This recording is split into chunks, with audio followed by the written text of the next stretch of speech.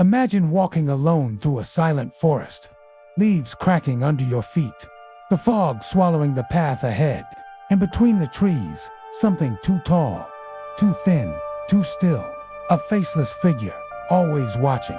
And what if the internet's most famous creature wasn't just an invention, but a reflection of something much older, before becoming one of the biggest digital horror icons of the 21st century? Slender Man already existed, not exactly by that name, but as a persistent shadow in cultures across the world. Still, it wasn't until 2009, on an online forum called Something Awful, that this entity gained its modern shape. A simple photoshopped image created by Eric Knudsen, also known as Victor Surge, spread like a virus, ushering in a new era of storytelling, collaborative horror, where thousands of people contributed to building the myth. But why would such a simple figure, an extremely tall, thin, faceless man, become so universally terrifying? The answer might lie in the archetype. Slender Man unsettles us because he taps into something much older, the dark figure outside the window, the strange man standing at the end of the street, the silent presence lingering at the forest's edge. And that discomfort surged through digital culture like electricity, with thousands of fictional reports, amateur videos, eerie games, and supposed sightings. The creature became nearly unavoidable online. Children, teenagers, and even adults swore they had seen the tall figure watching from afar, always still, always too close. But is it all just fiction? Or does Slender Man awaken something that has lived in our collective imagination for centuries? Most stories involving Slender Man take place in environments dominated by silence and solitude. Dense forests, abandoned parks, hidden trails, empty roads at dusk, places where the human mind tends to fill shadows with monsters. But with Slender Man, the shadows seem to stare back. The appearance descriptions from around the world are disturbingly similar. A figure nearly 3 meters tall, unnaturally long arms, an immaculate black suit, and a completely blank face. No eyes, no mouth, no expression. It's as if the creature was indeed made to be seen, but to be felt. Witnesses say he appears first at a distance, standing still, simply observing. But the more you look, the closer he seems, and the closer he gets, the harder it becomes to remember details. Some victims say their thoughts become foggy, forgetting entire moments of the night. Others claim to hear a low hum, almost like an electronic frequency, coming from inside their own head. And then, time seems to disappear.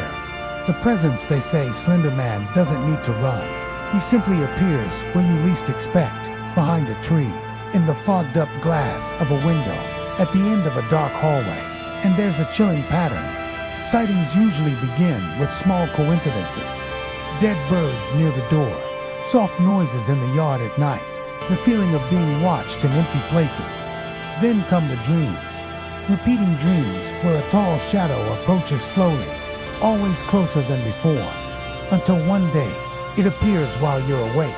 The Hunt, one of the most well-known stories, tells of a group of children who disappeared while playing near a forest reserve. Witnesses reported seeing a very tall man near the fence shortly before the children were last seen. Another story mentions a photographer who vanished while documenting urban legends in rural areas. His camera was found with its lens shattered, and the last photo, blurred, showed something tall and thin at the edge of the frame. The most disturbing part, even blurred, the face, or the lack of one, was pointed directly at the camera. The expansion of the legend as the years passed, the figure evolved from a fictional character into a cultural phenomenon. Home videos, found footage, horror games, and alleged real encounters fueled the myth at an explosive rate. Slender Man became more than a creature. He became a symbol of modern fear, adapted for the internet age, a monster capable of spreading as fast as a digital virus. After all, horror always finds a way to evolve. The final question, and here lies the most unsettling point. If Slender Man was born as a collective invention, then why do so many people claim to see him? Why do the stories share the same details, the same sensations, the same silent terror? Is he truly a product of imagination? Or is there something in the shadows that has always been there, waiting for someone to give it a name. Something thin, something silent, something that never needed eyes to see you. The night was unusually silent in that small town, surrounded by forests. No wind, no animals, not even the distant hum of a car passing down the road. It was as if the world itself had stopped breathing. And it was in that absolute silence that young Daniel decided to cut through the woods on his way home. A path he had taken since childhood, but one that felt different that night. The trees seemed taller, the trail narrower, the air heavier. At first, he thought it was just nerves. Darkness can turn even the most familiar places into strange mazes. But then he heard it, a barely audible sound, like TV static, or like a faint hiss coming from inside his own head. Daniel froze, took a deep breath, looked around. Nothing. He tried to keep walking, but the sound grew louder, not from outside, but from within, as if some kind of energy field was vibrating inside his bones. The sensation was so unbearable that he quickened his pace, then broke into a run. The forest felt like it was closing around him, and every shadow between the trees seemed to move just a little more than it should. That's when he realized it wasn't the shadows moving. It was something inside them. At the edge of the trail, between two thick trunks, the figure stood, motionless, far too tall to be human, far too thin, and completely faceless. Daniel froze. His body reacted before his mind processed what he was seeing. He tried to step back, but his legs failed him.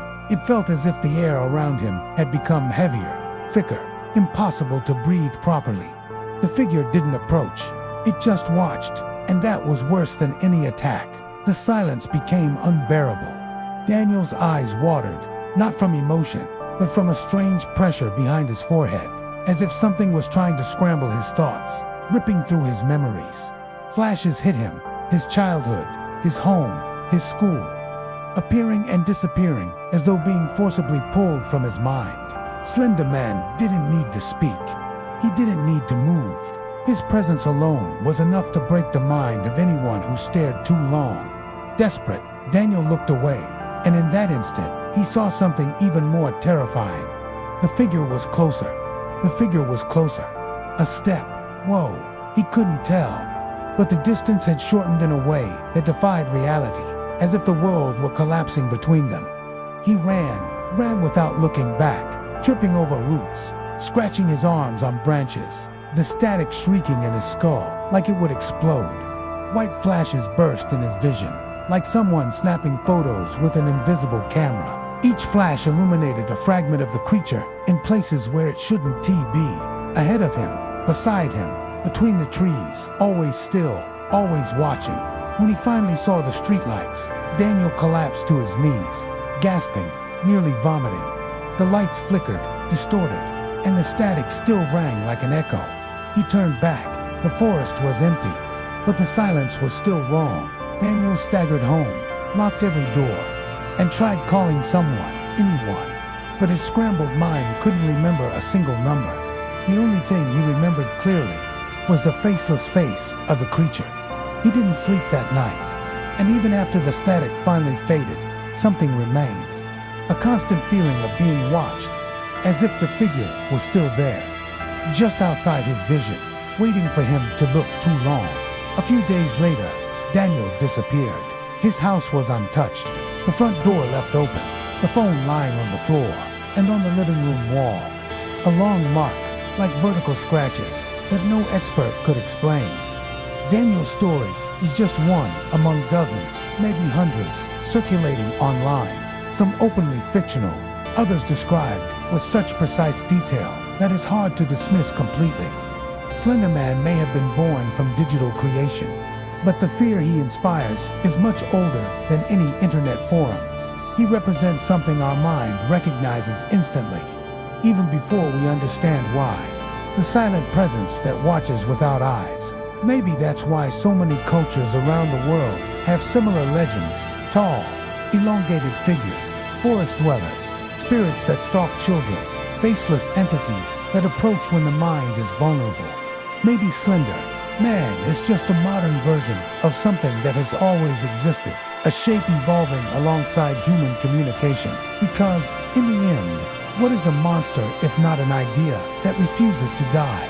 And if that idea is strong enough, it can cross screens, stories, videos, testimonials, and become something far greater than a simple invention.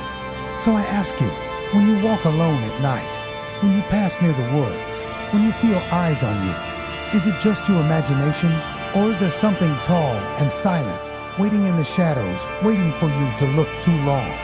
If you made it this far, congratulations, you faced one of the most disturbing legends of the digital age. But before you go, I want to know. Comment below. I'm reading everything. And if you enjoyed this dive into the shadows, don't forget, like the video, it helps more than you think. Subscribe to the channel so you don't miss the next stories. Hit the bell to get new mysteries every week.